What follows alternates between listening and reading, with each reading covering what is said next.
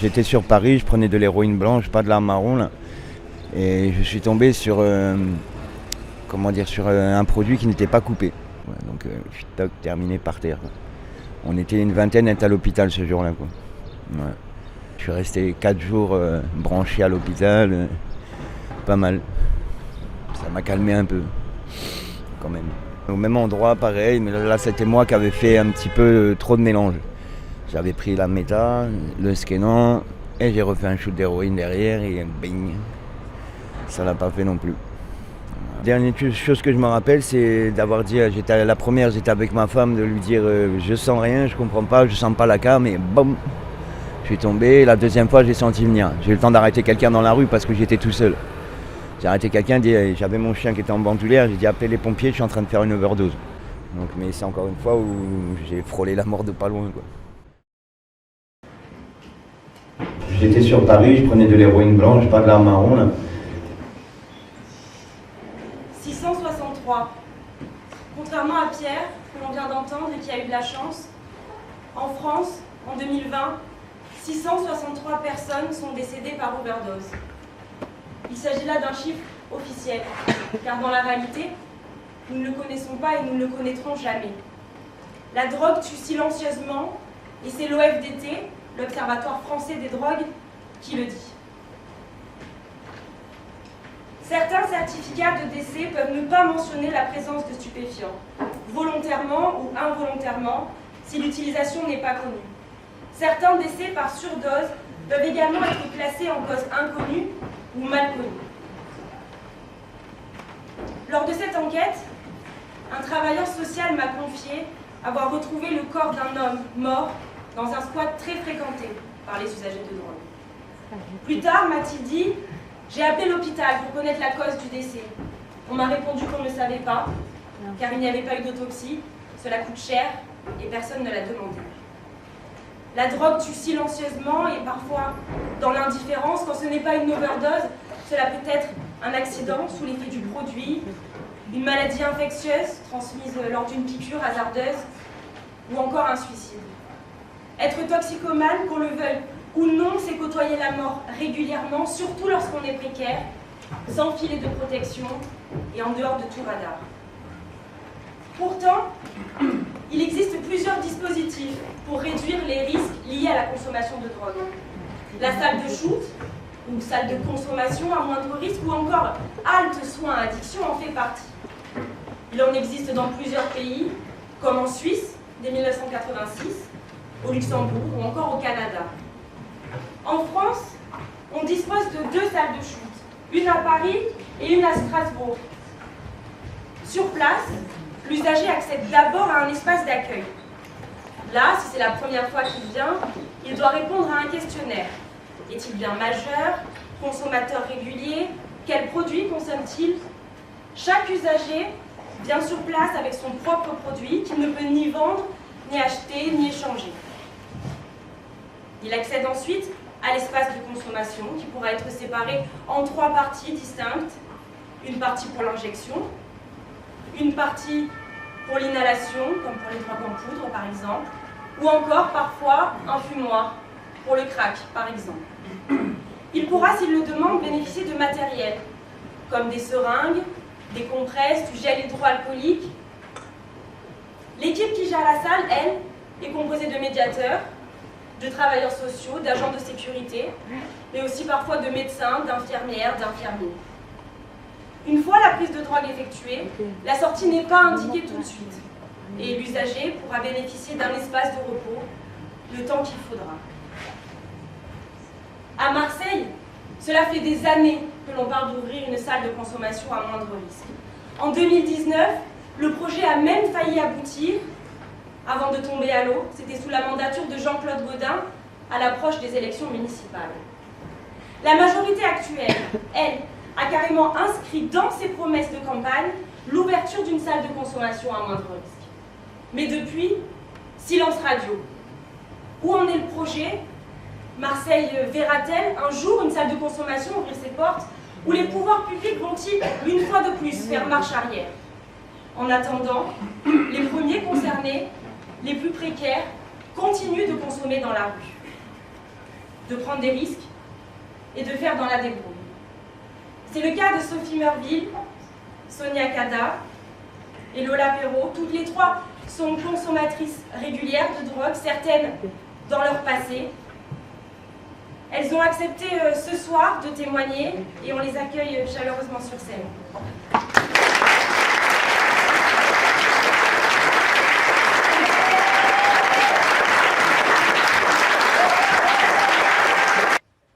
Bonsoir à toutes les trois. Merci d'être là ce soir et d'avoir accepté de témoigner, même si je sais que ce n'est pas toujours facile. Avant de commencer, je vais vous présenter toutes les trois et vous m'arrêtez si je me trompe, ok ? Alors, Sophie Meurville, vous avez 37 ans, originaire de Limoges. Vous êtes à Marseille depuis un peu plus de 2 ans et vous vivez en centre d'hébergement et vous êtes maman de 2 enfants. C'est ça. Sonia Kada, vous venez de la banlieue parisienne du 93. Vous avez 52 ans, vous êtes à Marseille depuis plus de 20 ans et vous aussi, vous vivez actuellement dans un foyer. Et enfin, Lola Perrault, alors vous êtes ce qu'on appelle une travailleuse pair. Vous allez nous expliquer ce que c'est après un peu plus en détail. Vous travaillez pour l'association Nouvelle Aube. C'est une association dite d'autosupport.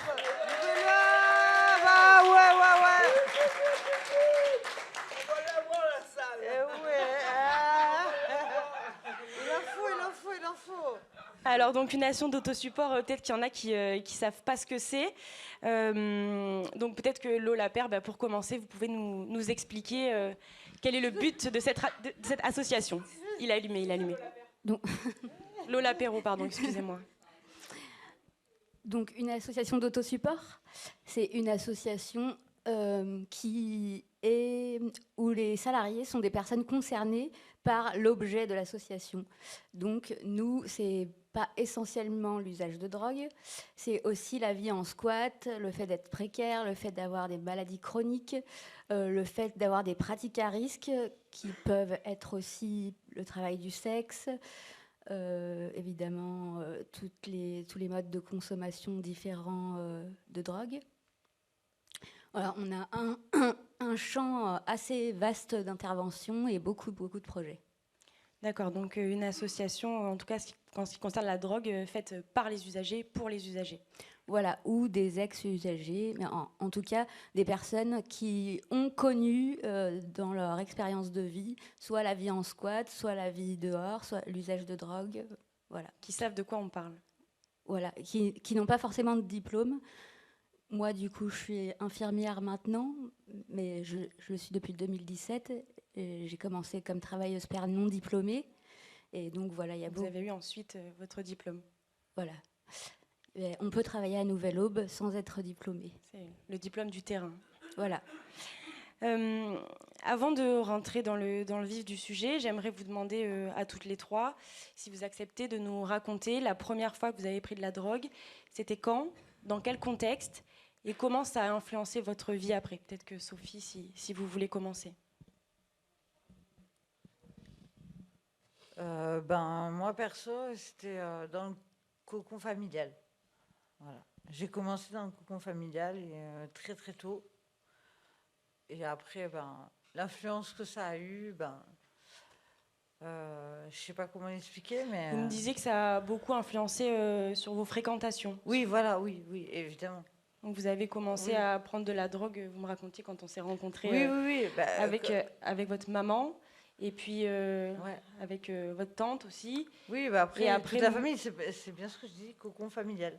Et après, même en sortant de la famille. Oui, forcément, on est ce qu'on attire, en fait. Enfin, je ne sais pas comment on dit, mais j'ai compris, je crois. Oui.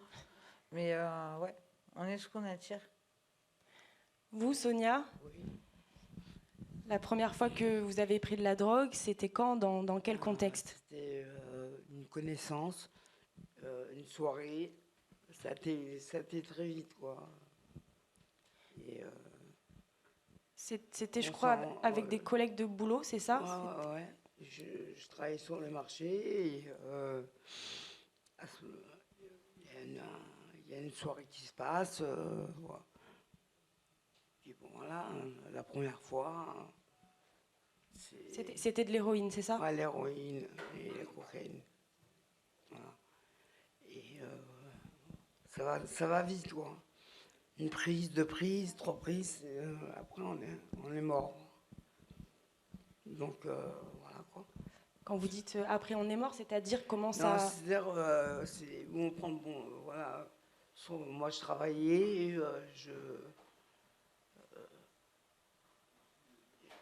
le moment quand je l'ai eu, à ce moment-là... Ouais, très rapidement, vous me disiez une semaine ouais, après, une enfin, au semaine début après, c'était que les ouais. week-ends. C'est comme c'était, à l'époque, c'était le bronchuga, c'était vraiment un accrochage dans le corps de malade, quoi. Et voilà, quoi, au bout de 3 fois, voilà, ça y est. 3 week-ends Trois d'affilée, week-ends et après d'affilée, c'était voilà. beaucoup plus régulier. Voilà. Il fallait la dose. Et vous, Lola? Alors ça dépend ce qu'on appelle drogue, vu que l'alcool est une drogue. J'ai commencé à boire les fonds de verre à l'an 2000, donc j'étais très jeune. Je suis née en 87.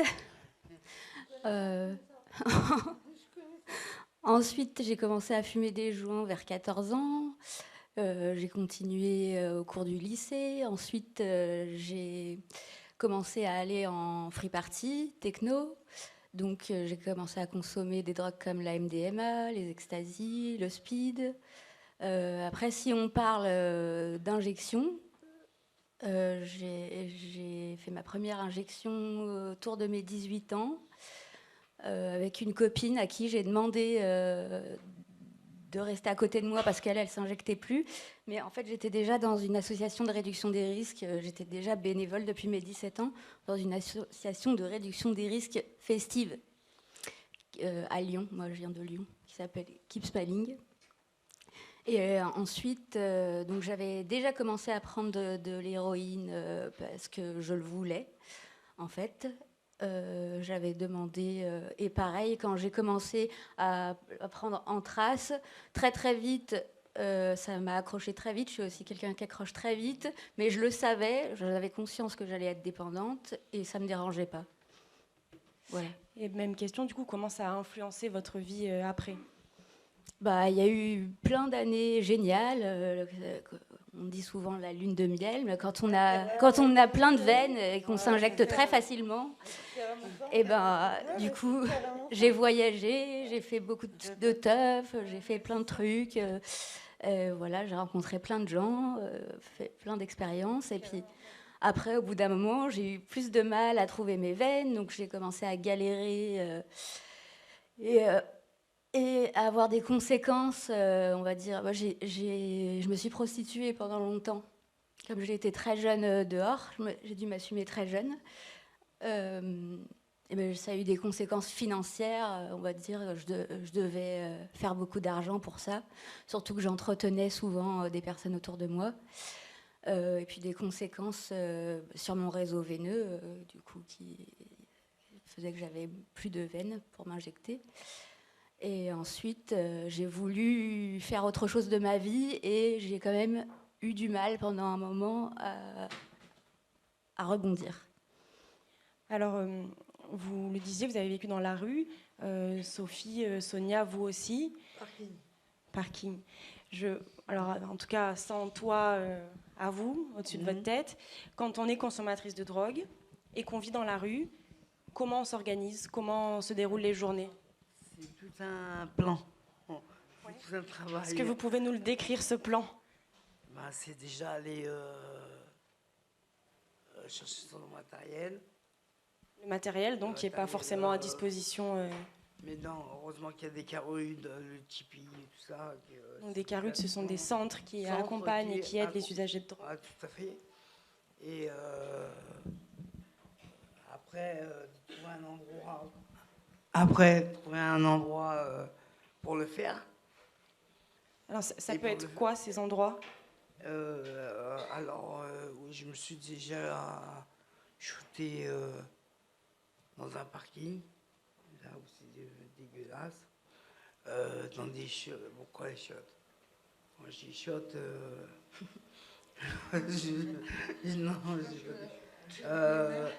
Après, moi, pour faire bouger les choses, je laissais exprès mes insulines devant les portes pour que les gens qui prennent conscience que voilà, on veut la salle de shoot. Oui, vous me disiez que vous êtes déjà piqué à l'extérieur aux yeux de tout le monde par acte militant, en fait. Oui, tout à fait. Tout à fait. Pourquoi à Paris ça marche et ici ça ne marche pas? À Paris, il y a le crack, il y a le Kenan, il y a toutes les drogues qui à Marseille. On va en parler tout à l'heure. Vous, Sonia, vous me disiez que... Non, c'est moi, Sonia. Pardon, vous, Sophie, c'est le stress. Ouais, Je vous connais, on s'est déjà vu. Je sais. Vous, Sophie, vous me disiez que vous trouviez des subterfuges pour arriver à consommer ou à vous injecter pas dans la rue, quoi. Bah oui, forcément. Moi, franchement, c'était pas une fierté, comme je vous ai déjà expliqué. Du coup, même quand tout le monde se shootait ensemble, je sais pas, j'allais en haut du parking, dans les chiottes, enfin, n'importe où, mais pour moi, c'était... Prétexier une envie pressante de faire pipi pour... Ouais. Dans une toilette de bar, ouais, mais par exemple. Sauf que tu as envie de faire pipi toutes les 30 secondes, c'est carrément pas crédible. C'est vrai que c'est pas crédible. Du coup, ouais. Ça, dans les toilettes d'hôpitaux aussi, vous me disiez. Ouais, oui. Oui, mais au bout d'un moment, ça va bien, il faut avoir passion de patient, mais c'est pareil, c'est le même topo, quoi. Du coup, ouais. Est-ce que quand on vit dans la rue et qu'on est consommatrice de drogue, on prend des risques? Et si oui, lesquels? Bah oui, on prend des risques, forcément. Selon où on trouve le lieu, que ce soit dans des chiottes ou n'importe où, il y a des gens qui sont quand même passés par là. Hein. Ils ont marché, on ne sait pas ce qu'ils ont fait, j'ai pas envie de savoir. Donc c'est pas forcément propre. Non. Et le risque, c'est quoi? Le risque, c'est quoi? Le risque, c'est de s'envoyer une poussière ou quoi, selon... En plus, souvent... Peut-être qu'il faut expliquer, s'envoyer une poussière, ça veut dire qu'il y a une... Non, mais le truc, c'est qu'en fait, à force de shooter, souvent, on a la flemme d'aller chercher du matériel neuf. Du coup, on va shooter dans le même truc, et c'est ça qui va pas. Donc ça peut faire des abcès, des abcès, des nécroses. Ouais, carrément. Allez-y, prenez-le. Mais en fait, ça va carrément vite. Ça va très vite. Ouais. Lola, vous vouliez dire? Le fait de s'injecter dans des endroits, sales, de pas avoir de quoi nettoyer l'endroit, et peut-être ses mains aussi. Quand Sophie parle de poussière, c'est du coup des bactéries ou des champignons qu'on s'injecte si elles sont pas filtrées, si on utilise et même avec les filtres. Si on réutilise les mêmes seringues, il y a des champignons qui se développent à l'intérieur. On a tous souvent, au bout d'un moment, la flemme d'aller chercher un truc. Qui n'a pas réutilisé son matériel Et donc, ça peut faire des abcès, Exactement. Mais pour moi, le risque auquel je pense, c'est quand on est usagère de drogue, on a tout le temps du produit sur soi et donc on a tout le temps le risque de se faire arrêter pour usage. Et d'être en garde à vue. Et si on n'a pas de traitement de substitution et qu'on est dans l'héroïne, c'est-à-dire de se retrouver malade en garde à vue. Oui, ça c'est la question du tout répressif, effectivement. J'ai jamais eu ce problème. Hein. Ah, si, garde à vue. T'as vu, je sors du réseau, les flics, ils me contrôlent, je leur dis, les mecs, vous arrivez trop tard. Alors, vous arrivez trop tard. Oui, du coup, ils n'ont pas besoin de me fouiller. Ils disent, merci, mademoiselle. T'inquiète, je suis blindée déjà. Voilà, c'est encore les subterfuges. Ouais, il faut bien, non? J'ai une question qui concerne un petit peu ce qu'on appelle le tout répressif, ou en tout cas le regard des autres. Est-ce que vous le ressentez sur vous? Et est-ce pas que sur le moment. Pas sur le moment. Non. Après, non, moi, le regard des autres, non, parce que si quelqu'un a envie de me poser une question, il vient me voir et puis voilà, moi je lui explique. Ok. Vous, Sonia? Moi, je m'en tape. Ouais, vous avez appris avec le temps à pas faire attention. Lola? Moi, on m'a souvent dit des phrases horribles comme ah, mais tu te shootes, on dirait pas. Ah, mais c'est dommage parce que t'es mignonne. Ah oui, non, mais c'est... Donc en fait, si on est moche, on peut se shooter à mort jusqu'à en mourir. Sonia, vous avez vécu, oui, bien, ça fait partie du sujet aussi. Vous avez vécu à Paris, Oui. où il y a une salle de shoot. Est-ce que vous l'avez fréquentée?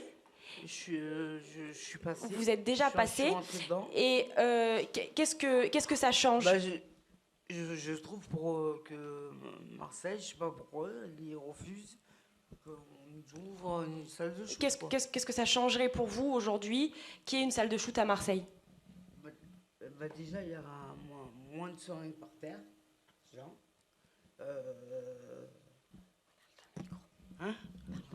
Donc moins de seringues par Moins de terre. seringues par terre. Pour vous? Avoir un endroit où faire notre dînette, quoi. Et voilà, quoi. Je comprends pas pourquoi Marseille, il se bloque à nous ouvrir une salle de shoot. Ça prend pas des mètres carrés et des mètres carrés. Je comprends. À Paris, ça marche bien. À Paris, il y a le crack, il y a le scanner, il y a toutes les drogues que vous avez à Marseille. Je comprends pas pourquoi on refuse à Marseille de nous mettre cette salle qu'on demande depuis 20 ans, je crois. Ouais, quand je suis arrivé à 20 ans. Vous, Sophie, s'il y avait une salle de shoot à Marseille, vous la fréquenteriez? Bah évidemment. Bah, et en plus, j'inviterai des gens.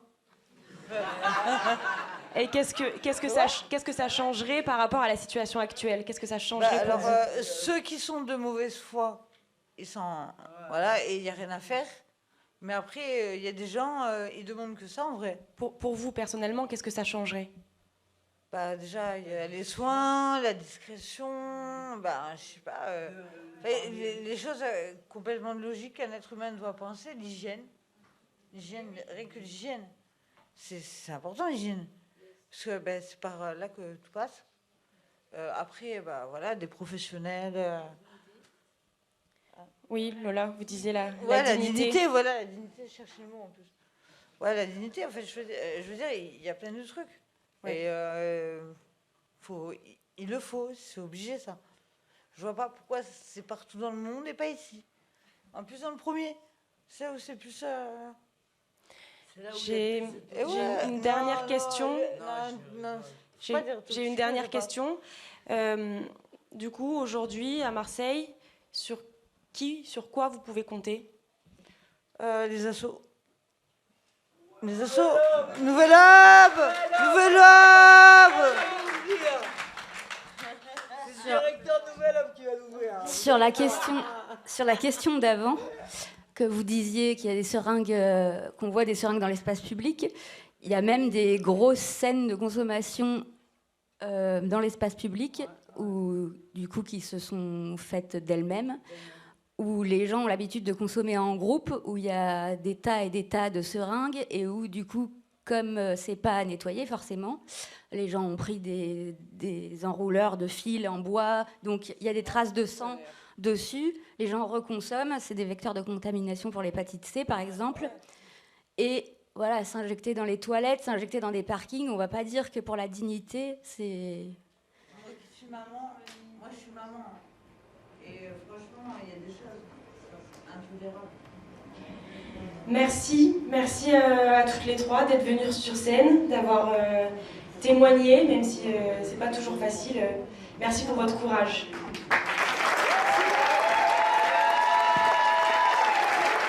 Année 1970-1980. Marseille est une plaque tournante de l'héroïne.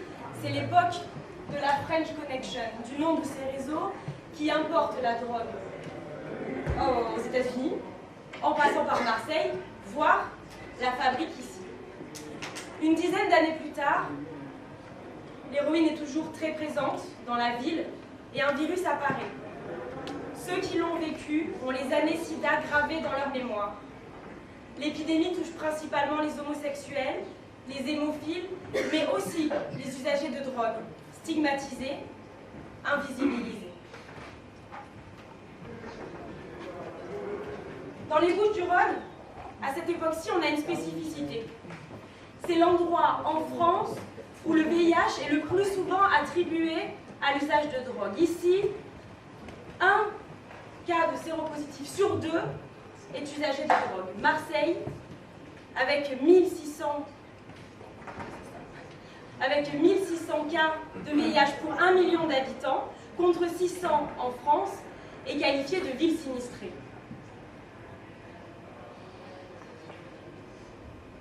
En 1987, les morts s'accumulent en France et à Marseille. La ministre de la Santé de l'époque, Michel Barzac, autorise la vente libre de seringues. La réduction des risques n'est plus tabou et Marseille est proactive. On y voit circuler un bus d'échange de seringues mis en place par Médecins du Monde, mais aussi, première en France, des distributeurs de kits à injection sont installés dans toute la ville. Plus tard, viendront les programmes de substitution avec notamment le bus méthadone. Aujourd'hui, le virus continue de circuler, même si le nombre de personnes contaminées n'a plus rien à voir avec ce qu'il a pu être. Quant à l'héroïne, elle a quasiment disparu de la ville. En tout cas, on ne trouve plus de point de vente. Mais la cocaïne, elle, coule à flot. Elle inonde les rues et toutes les strates de la société, des plus riches aux plus pauvres. Les plus accros, les plus précaires, eux, se l'injectent directement pour un effet plus intense et plus long, avec moins de produits qu'en la sniffant. À Marseille, les consommateurs de drogue les plus précaires consomment aussi beaucoup de médicaments, comme le tramadol, un opiacé. Ces médicaments ne sont pas faits pour être injectés, mais comme le dit Claire Duport, sociologue qui réalise tous les ans un rapport sur les tendances et les usages des drogues à Marseille, elle dit donc qu'un injecteur trouvera toujours le moyen de s'injecter. Ces derniers, selon elle, représentent une toute petite partie des consommateurs de drogue. Mais ce n'est pas pour cela que la situation n'est pas problématique. À Marseille, les personnes qui s'injectent dans la rue seraient entre 1000 et 1500. Cela représente plusieurs milliers de situations de danger par jour qui pourraient être évitées. Ce constat, Stéphane Acoca, le directeur de l'association Assud Marseillais, association d'autosupport des usagers de drogue, l'a bien en tête. Si une salle de shoot venait à ouvrir, ça serait son association avec d'autres partenaires qui la gérerait. Il est présent ce soir et je l'invite à me rejoindre sur scène.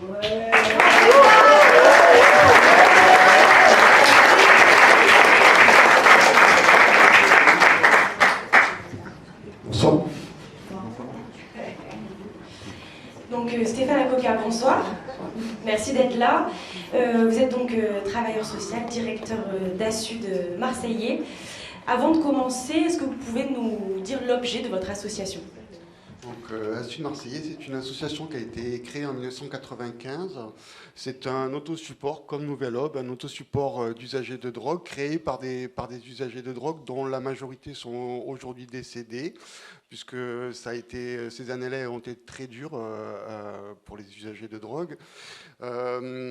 Donc cette association a été en lien avec Médecins du Monde, parce que les pouvoirs publics, quand ils ont décidé de distribuer des seringues, donc de faciliter la distribution de seringues, ils ne savaient pas du tout comment s'adresser. Ils avaient très peu de connaissances sur comment les usagers de drogue consommaient. Et du coup, ils se sont appuyés sur des consommateurs qui étaient des experts. Il faut rappeler, dans les années du sida, il n'y avait pas de traitement à l'époque par rapport au VIH, et ça a permis aussi aux usagers de prendre une place par rapport à la santé, par rapport aux soins, et par leur connaissance, ils ont pu vraiment être le chaînon manquant entre les pouvoirs publics et les usagers pour pouvoir faire passer les messages. Et aujourd'hui, quel est le but de votre association ? Donc voilà, notre association aujourd'hui, elle porte un CARUD, un centre d'accueil d'accompagnement à la réduction des risques pour usagers de drogue. L'idée, donc, les missions, c'est de limiter les contaminations, aider les personnes au niveau de leurs droits sociaux, le droit à la santé, en tout cas de pouvoir accéder à un certain nombre de soins dont ils sont exclus de fait, parce que il y a des procédures, il faut avoir des papiers, il faut avoir une carte vitale, et souvent la vie à la rue fait que les gens perdent leurs affaires, et du coup ça devient très très compliqué. Vous parliez de contamination, surtout d'hépatite C, qui, oui, alors qui circule beaucoup en ce moment. C'est ça, c'est-à-dire qu'au niveau du VIH, simplement en distribuant des seringues aux personnes, on a vu effectivement baisser les contaminations qui sont passées de près de 50% des nouvelles contaminations à moins de 2% aujourd'hui. Par contre, au niveau de l'hépatite C, on a vu vraiment augmenter aujourd'hui sur Marseille. Parmi les usagers de drogue, on estime qu'il y a 50% des gens qui ont l'hépatite ou ont eu l'hépatite. Il faut savoir que l'hépatite, il y a aujourd'hui un traitement, mais il est quand même assez long et assez cher. Donc pour les gens qui n'ont pas de papier, tout ça, c'est assez compliqué. Mais aujourd'hui, voilà, il y a vraiment notre enjeu, c'est vraiment l'hépatite C, puisque pour l'hépatite C, c'est un virus qui est beaucoup plus résistant. Il faut une quantité infime pour contaminer, contrairement au VIH, qui meurt à l'air libre en quelques secondes. Et du coup, ça nous a amené aussi à travailler nos façons de faire pour aider les gens, au-delà du sida, à essayer de ne pas se contaminer ou se recontaminer à l'hépatite C. Et ce qui nous a amené à aller plus loin dans l'accompagnement, non pas uniquement de distribuer des seringues, mais apprendre aussi aux gens à les utiliser. Et faire vraiment qu'il y ait un travail vraiment d'éducation pour savoir tous les risques. On en parlait tout à l'heure, de consommer dans un endroit qui n'est pas propre ou avec des mains souillées. C'est une façon de risquer d'avoir un abcès. Or, les abcès, derrière, quand ils sont mal soignés, on sait que ça peut amener des péricardites, des problèmes cardiaques et des gros soucis. Et on sait que quand c'est fait dans des bonnes conditions, à l'hôpital, les gens n'ont pas d'abcès, c'est parce que les conditions sont correctes. Donc en travaillant sur ces conditions-là, les choses pourraient évoluer. Qu'est-ce qu'une salle de consommation à moindre risque changerait dans votre mission ? Alors, une salle de consommation, ça changerait, on a vu pour les usagers, en termes d'un lieu pour consommer, dans des conditions qui soient dignes, un lieu qui soit propre, avec du matériel qui soit propre à chaque fois. Il y a la possibilité d'avoir des conseils pour pouvoir consommer. On disait tout à l'heure les gens qui ont plus de veines. Justement, les veines, c'est un capital veineux. Et ce capital, il peut s'entretenir quand on arrive à faire les choses le plus correctement possible et entretenir son réseau veineux. Donc il y a ces possibilités-là, mais il y a aussi surtout à côté des consommations qui n'auraient pas lieu donc dans la rue, les personnes peuvent rencontrer des soignants, des travailleurs pairs, revenir un peu pour avoir des droits, pour pouvoir se rapprocher, retrouver, être accompagnés quand les gens le désirent, pour pouvoir essayer d'avoir un hébergement, d'avoir un logement, de pouvoir retrouver un travail, de pouvoir avancer par rapport à tout ça. Donc ça, c'est important par rapport aux usagers, mais il faut voir aussi par rapport au quartier. C'est-à-dire qu'actuellement, comme on l'a dit, il y a beaucoup de consommations qui ont lieu dans la rue. Et les personnes, les habitants ont très peu de possibilités de pouvoir faire intervenir quoi que ce soit. En tout cas, n'ont pas d'interlocuteurs quand ils ont des difficultés. Et l'intérêt de la salle de consommation, c'est vraiment pas uniquement le lieu de la salle de consommation, mais l'intervention se passe aussi à l'extérieur de la salle de consommation. Alors, on va en parler justement. Donc, vous avez confectionné, on va dire, un projet. Comment ce projet il se matérialise ? Quelles sont les modalités ? Est-ce que c'est ouvert 7 jours sur 7 ? À quel horaire ? Alors, juste avant, je voudrais quand même préciser que c'est un projet qui ne vient pas d'aujourd'hui. C'est un projet qui a été travaillé depuis 2010. Il avait déjà été déposé aussi en 2019 par rapport à l'hôpital de la Conception. Et puis, il y avait des élections qui approchaient. Et du coup, le projet a capoté.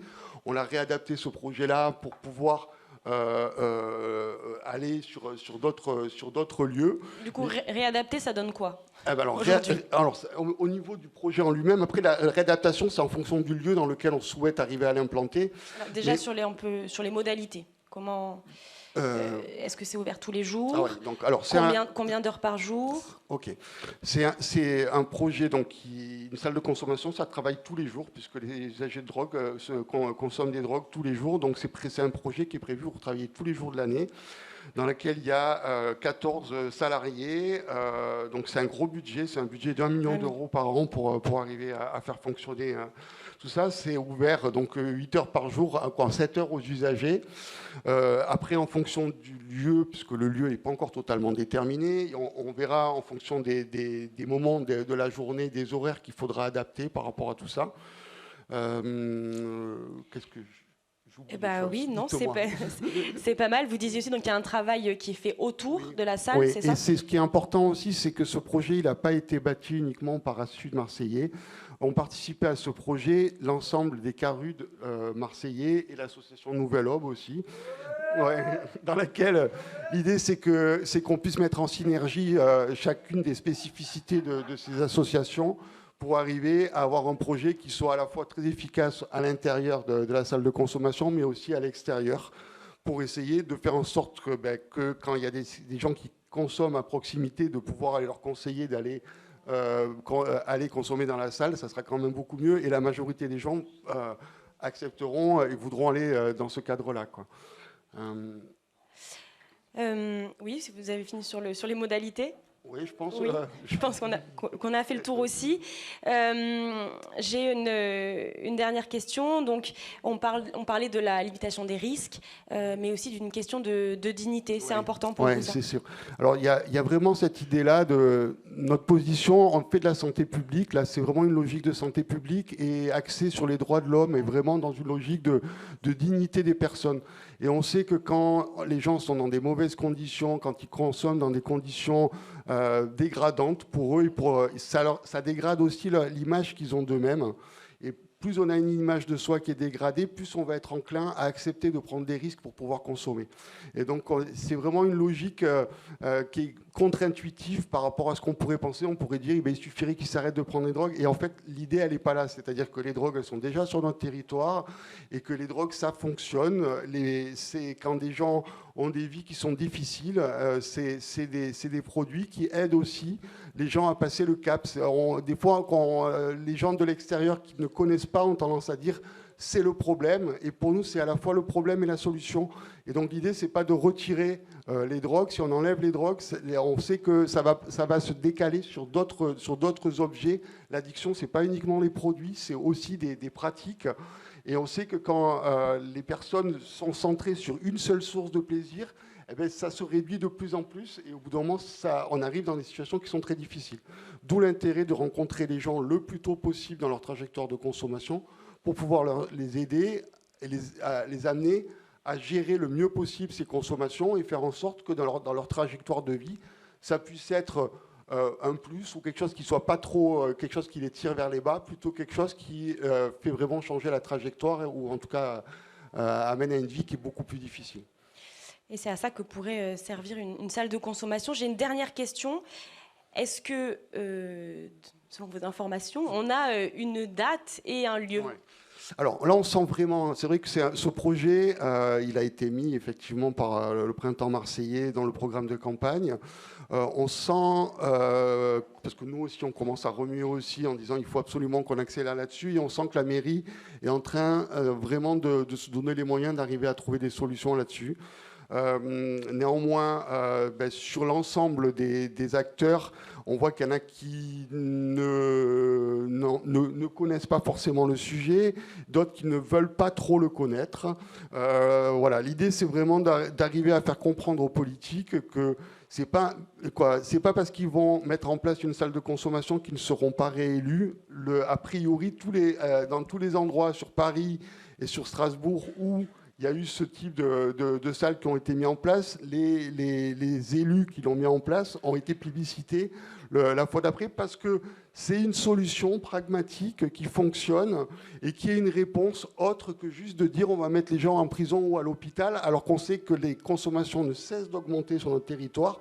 Et à un moment, c'est une solution. Alors, ce n'est pas la solution, mais c'est une partie de la solution pour l'usage de drogue, pour le public en grande précarité. Encore une fois, la salle de consommation, ça ne s'adresse pas aux gens qui ont des appartements, ils vont préférer le faire chez eux, dans leur appartement. Par contre, pour tous les gens qui vivent dans la rue ou qui vivent dans des endroits avec dans des foyers d'hébergement où ils ne peuvent pas consommer sur place au risque de se faire exclure, du coup, ça pourrait vraiment répondre à un besoin là-dessus.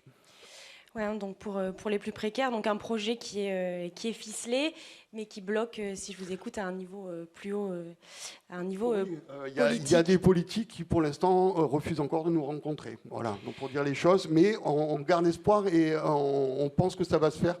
Alors, on est en train de travailler sur la zone pour pouvoir l'implanter, parce qu'on sent qu'il y a des blocages, et l'idée, c'est pas d'aller faire des manifestations devant chez les gens qui ne veulent pas nous voir, parce que l'idée, c'est qu'on travaille ensemble. Et donc, il faut qu'on arrive à convaincre, et ça prend du temps. Merci Stéphane Akoka Merci. d'être venu ce soir.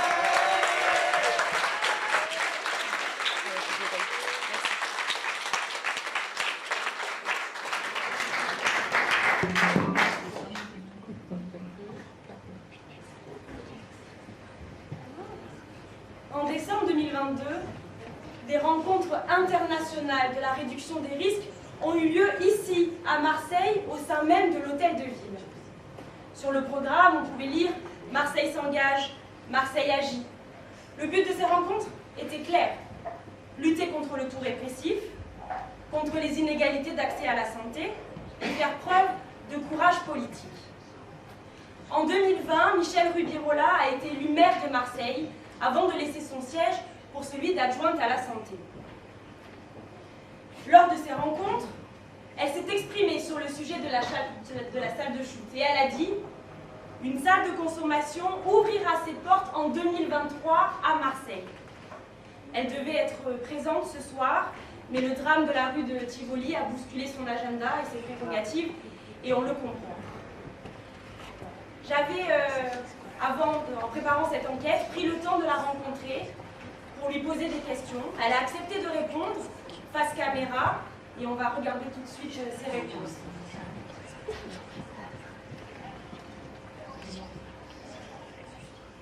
Pour moi, c'est impératif que ça ouvre en 2023. Donc, il faut qu'elle ouvre en 2023. Ce n'est pas un projet de fin de mandature. Pourquoi? Parce que je sais que ce projet marche. L'INSERM a démontré que ça marchait, donc ce n'est pas des postures idéologiques qui disent que ce projet marche et ce projet est nécessaire, mais il faut que la population en soit persuadée et en ressente les effets positifs. Donc c'est pour ça qu'il faut que ça se fasse le plus rapidement possible. C'est un peu compliqué puisque d'après les experts, d'après les associations, et puis j'en suis convaincue, il faut trouver le lieu là où les consommateurs sont. Donc c'est le centre-ville de Marseille. Le cahier des charges nous impose quand même un lieu de 400 mètres carrés avec à l'intérieur parce que pour éviter les nuisances, parce que si les consommateurs viennent avec des chiens, s'ils ont envie de fumer la cigarette, puisque fumer la cigarette c'est un paradoxe, mais on peut s'injecter, on peut inhaler, mais on ne doit pas fumer à l'intérieur des locaux.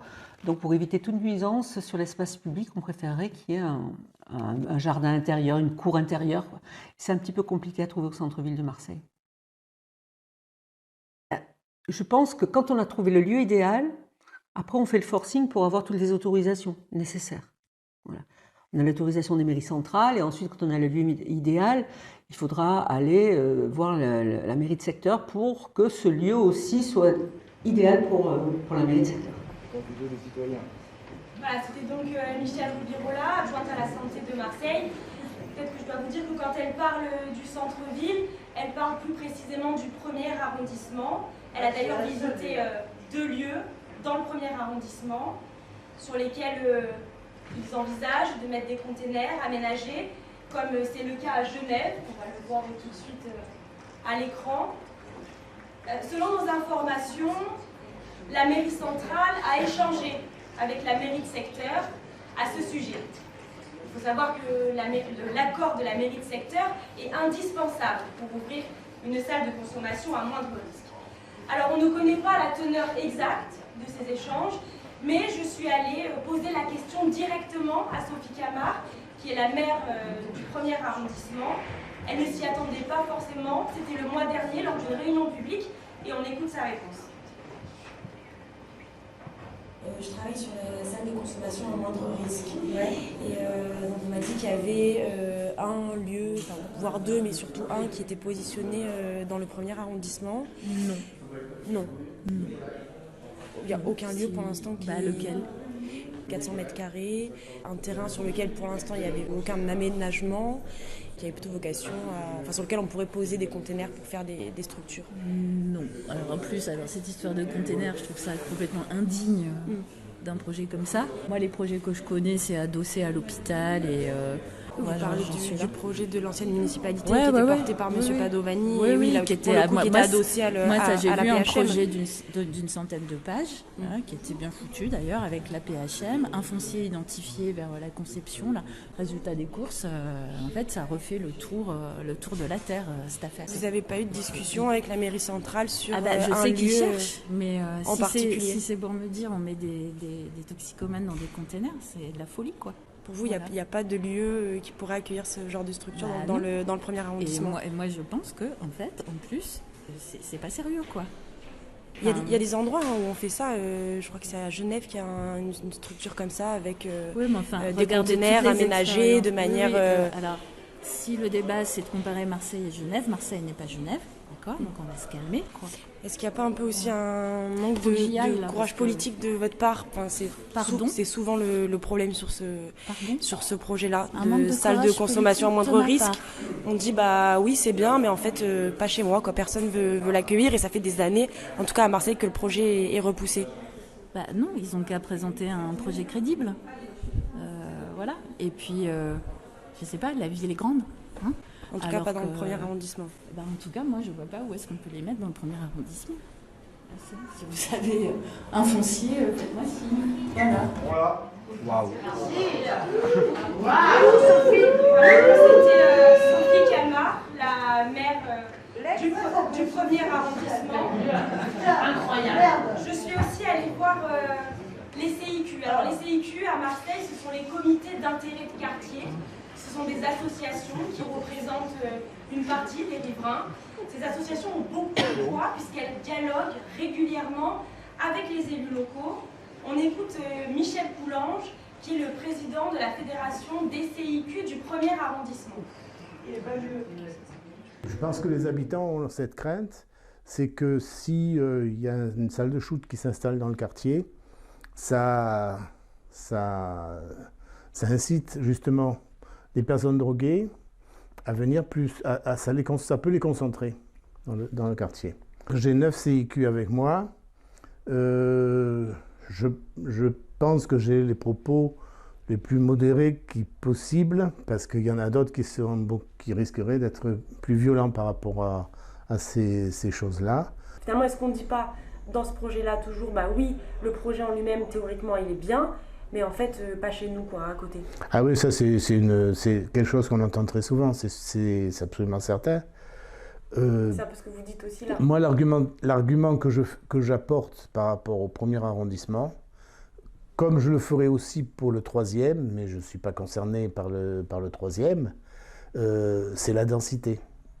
La densité d'habitation qui fait qu'il n'y a pas l'espace de respiration autour du lieu pour qu'il ne soit pas une perturbation pour le quartier. Ce qu'on cherche, et je pense que Madame Camard aussi dans cette même logique, c'est trouver des mètres carrés pour pouvoir planter des arbres.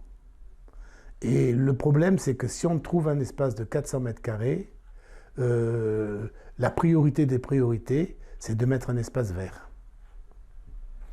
Voilà, c'est ce qui me paraît très nécessaire. Vous pensez que c'est plus important, alors j'entends l'argument écologique, c'est un argument qui nous concerne tous, mais vous pensez... Qui nous concerne tous, et qui concerne aussi la mairie dans son orientation aussi. Et vous pensez que c'est plus important aujourd'hui de planter des arbres à cet endroit-là plutôt que peut-être sauver des vies finalement? On ne peut pas le dire comme ça.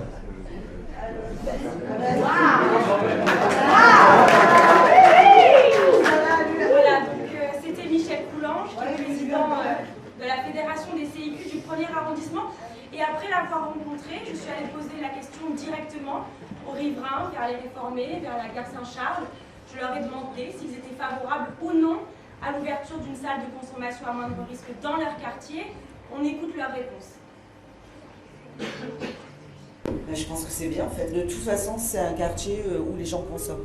Moi, je les vois clairement depuis ma fenêtre se shooter sur les justement rebords, l'encadrement de portes, etc. Donc non, je pense qu'au contraire, ouais, c'est nécessaire. Ouais. Moi, je suis plutôt contre, même totalement contre. Ici, il y a suffisamment de délinquance sans en plus ramener d'autres délinquants, etc., qui perturbent l'ordre public. C'est très bien peut-être de le faire comme ça, mais pas ici, quoi. Moi, je suis plutôt pour, parce que je trouve que c'est bien qu'il y ait des passerelles pour essayer de quitter la drogue et passer à autre chose. Je sais que c'est long, que c'est difficile, mais il faut qu'il y ait un bon encadrement. Non, j'ai pas peur que ça dégrade le quartier. C'est un quartier qui est à la limite de la grande bourgeoisie ici, mais c'est aussi à la limitrophe avec un quartier pauvre. Et je trouve ça bien. Voilà. Je suis pour, si ça peut éviter des dégâts, des gens qui sont à la rue, des gens qui font n'importe quoi. Si c'est régularisé sérieusement, bien sûr que je suis pour. Mon avis est partagé là-dessus, parce que je considère que c'est à la fois une bonne chose que les gens puissent se piquer, mais tranquillement, sans danger pour eux. Mais en même temps, cela peut attirer une population qui est susceptible de causer des problèmes dans le quartier.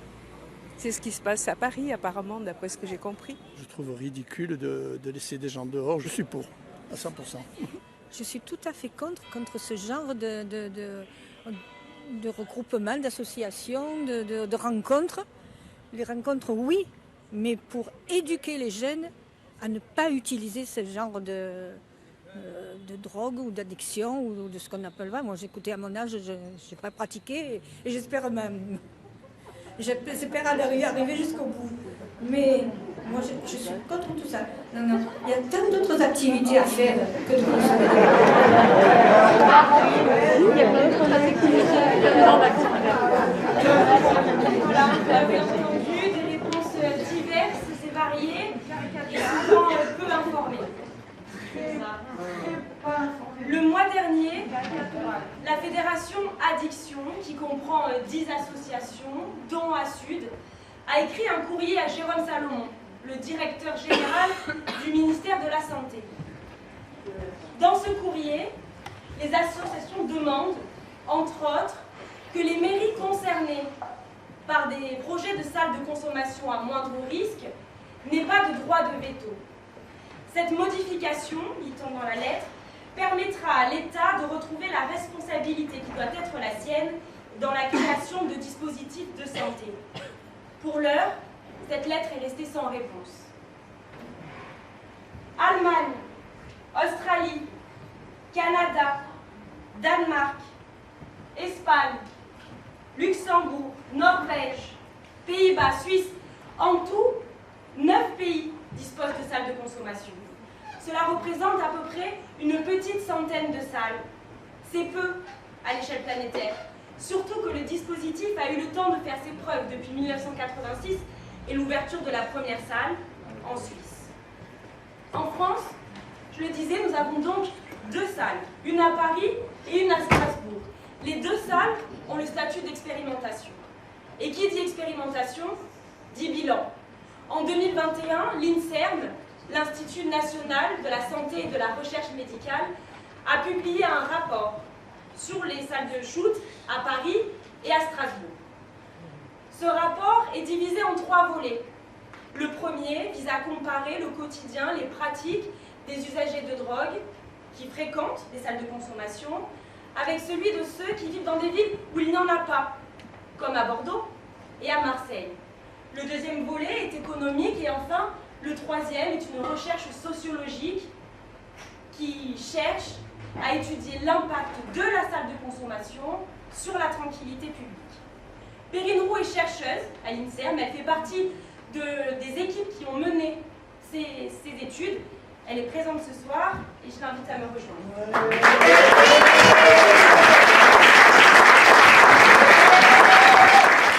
Perrine Roux, donc bonjour. Bonsoir. Bonsoir, oui plutôt. Je le disais, vous êtes donc chercheuse à l'INSERM, spécialiste des questions liées à la drogue, je ne sais pas si on peut le dire comme ça. Vous avez participé à l'étude que je viens de citer et plus particulièrement au volet qui concerne la santé des usagers. Alors, déjà, est-ce que vous pouvez nous expliquer un petit peu la méthodologie de vos recherches ? Donc oui, effectivement, je suis donc directrice de recherche à l'INSERM depuis peu sur ces questions-là, donc c'est important parce que voilà, ça donne aussi une légitimité à ces recherches.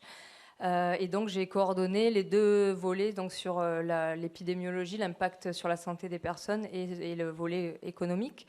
Donc la méthodologie, c'est une méthodologie complexe qui a pris beaucoup de temps. Hein. C'est une étude qui a duré 5 ans, qui a consisté à suivre donc, 665 personnes qui injectent des drogues. Et dans 4 villes, donc qui ont été recrutées dans des villes où les salles de consommation existaient, donc Paris et Strasbourg. Et pour avoir un groupe de comparaison, on a également recruté des personnes qui se trouvaient à Bordeaux et Marseille, dans des villes où les salles n'existent toujours pas. Et donc, ça nous a permis de pouvoir étudier l'évolution de certains critères de santé et de tranquillité publique en lien avec les consommations. Alors, on va développer les 3 volets. Déjà, est-ce que vous pouvez nous dire quel constat vous faites sur les pratiques des usagers en fonction qu'ils fréquentent ou pas, sur les pratiques et la santé des usagers en fonction qu'ils fréquentent ou pas une salle de consommation? Donc, dans ce projet, en fait, on a posé plusieurs hypothèses en lien avec ce qui a été expliqué précédemment. Et c'est plus qu'un lieu où les personnes injectent, c'est un lieu où elles vont recevoir des services qui répondent à leurs besoins. C'est un lieu avec donc plus propre et donc du matériel. Voilà, matériel stérile, un accès aux soins et aux services, aux droits de santé. Et donc, ces données ont permis de montrer que le groupe qui était exposé à la salle de consommation avait une réduction des pratiques à risque de transmission du VIH et de l'hépatite C. Donc, c'est des pratiques d'échange de matériel usagé. Mais également une réduction des abcès, une réduction des overdoses, donc, et puis une réduction... Alors, voilà, c'est un critère qui est aussi important, le passage aux urgences, qui montre aussi que ces personnes sont prises en charge plus tôt que des personnes qui n'auraient pas accès à ce dispositif. Donc là-dessus, ça a l'air assez clair. En ce qui concerne l'ordre public, est-ce qu'il est dégradé avec l'ouverture d'une salle de consommation? Donc ces questions-là, en tout cas, ont permis on a également étudié, même si ça avait été déjà démontré au Canada, que ça permettait de réduire les délits, mais on a pu confirmer ces données-là. Donc une réduction des délits chez les personnes qui fréquentaient ce dispositif et une réduction également de l'injection dans l'espace public, puisque c'est la vocation première de la salle qui permet d'éviter que les personnes injectent dans la rue. Alors je crois que c'est peut-être pas le cas surtout pour Paris, mais Paris, il y a une donnée différente qui est le crack. Alors le crack, c'est vrai que on avait dans les 4 villes des consommations un peu spécifiques. Paris est inondé par le crack, hein, vraiment, ça a été d'ailleurs, je pense, une donnée qui a apporté beaucoup de flou dans l'impact de la salle de consommation, parce que la salle ne répondait pas directement aux fumeurs de crack, mais plus aux personnes qui injectent des produits. Et donc, malgré cette situation-là, on a pu démontrer donc, des effets positifs de la salle, même et surtout chez les personnes à Paris. Alors, vous le disiez, vous avez travaillé aussi sur des usagers qui sont à Marseille, qui vivent à Marseille, où il n'y a pas de salle de consommation à moindre risque. Est-ce que vous avez noté des besoins particuliers? Alors, on a pu conduire, donc un peu dans le prolongement de cette étude Cosinus, donc l'étude nationale, avec les acteurs locaux, avec Sud Marseillais, avec Nouvelle Aube. On a proposé un projet pour documenter l'injection dans l'espace public et pour essayer de comprendre un peu la situation des personnes qui injectent dans la rue. Et donc, on a proposé ce projet EPOSIM, donc enquête préliminaire à l'ouverture d'une salle d'injection à Marseille, qui a été coordonné par Marie, qui est ici sociologue, et voilà, qui a réalisé une étude sociologique vraiment intéressante, qui aujourd'hui est publiée dans une revue internationale. Et j'ai oublié de dire que l'enquête Cosinus aussi a été publiée dans une International Journal of Epidemiology. Donc, pour vous dire que les travaux menés à Marseille sur la situation nationale est reconnue à l'échelle internationale et dans la communauté scientifique. Et donc cette enquête EPOSIM a consisté à donner des appareils photos aux personnes qui injectent pour documenter l'injection dans l'espace public. Et donc on a eu des résultats vraiment intéressants qui permettent de montrer en image ce qu'est l'injection dans l'espace public. Vous nous avez transmis quelques photos qu'on peut voir là. Voilà, Sur les donc voyers, là, peut-être que vous voilà, pouvez nous bon, les commenter.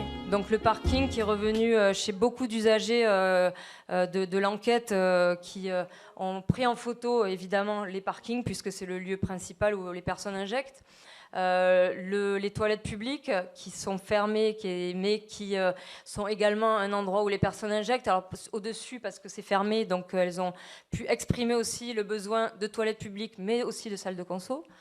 Et puis cette photo qui est aussi très révélatrice de ce que les usagers peuvent mettre en place pour pouvoir se préserver, en tout cas préserver leur santé.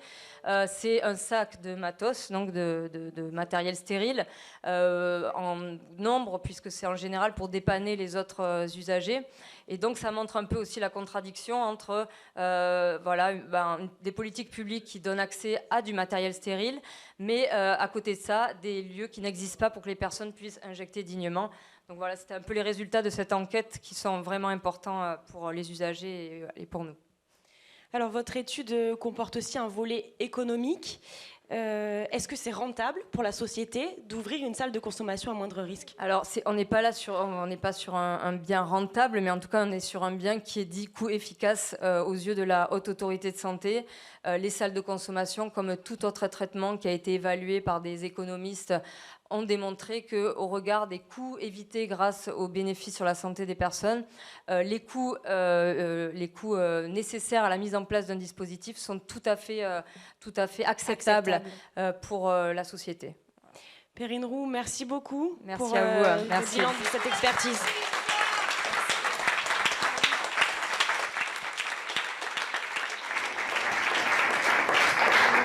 Marseille, du fait de sa situation portuaire, a une histoire particulière avec la drogue, ceux qui la vendent, ceux qui la consomment. Elle a aussi, nous l'avons vu, une histoire particulière en matière de réduction des risques, et ce, grâce à la détermination de certains. Non pas des pouvoirs publics, des acteurs institutionnels que nous connaissons, mais grâce à des acteurs locaux, de terrain, des associatifs, des militants, des humanitaires, des médecins aussi, qui ont su sortir des cadres pour sauver des vies. On peut citer à Sud, le BUS 3132, Médecins du Monde, Nouvelle Aube, mais aussi des personnalités telles que Béatrice Tamboul, psychiatre, décédée il y a peu, ou encore Jean-François Mattei, médecin, député et ancien ministre de la Santé. Dans les années SIDA, Marseille a été un exemple. Elle a su montrer à l'échelle planétaire, elle a su montrer à l'échelle nationale, déjà c'est bien. Elle a su montrer l'exemple. Elle a inventé sa propre façon de faire. Mais qu'en est-il aujourd'hui? Marseille verra-t-elle, comme la municipalité actuelle s'y est engagée, une salle de consommation à moindre risque ouvrir ses portes? Ou les pouvoirs publics, au premier rang desquels la mairie de secteur, vont-ils une fois de plus détourner le regard quand il s'agit d'addiction? Marseille saura-t-elle faire preuve de lucidité et de progressisme? Ou continuera-t-elle de représenter cette société qui ignore une partie de ses concitoyens? Lors de cette enquête, un membre associatif m'a dit aujourd'hui, à Marseille, on donne des seringues à des gens qui vont mourir entre deux voitures. On a le sentiment d'avoir raté quelque chose.